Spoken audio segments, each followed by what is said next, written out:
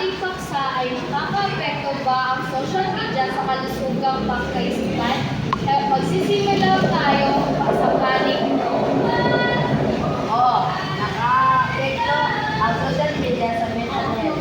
Marami kabataan ngayon ang nakaranas ng stress, anxiety at depression dahil sa labis na paggamit nito kapag nakikita nila ang mga post ng ibang tao na tila perfecto ang buhay. Nagsimula silang ikumpara ang sarili at mawalan ng kumpiyansa.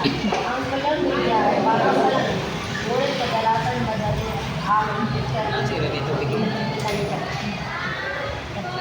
Hindi kami sangayon sa social media ay hindi masama pero ito sa mga tao hindi na natin ito ang kailan ang pagkakataon sa pagkakataon pag-aaral o pagkakabahagi na share ito ay pagkakataon ng tulong pa hindi solusyon hindi ang social media problema hindi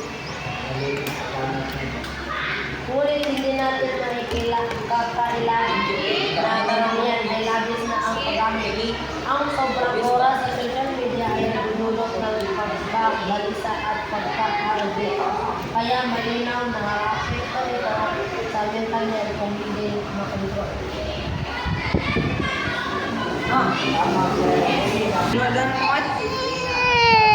Tugnaw talaga. Abo mangguni mo.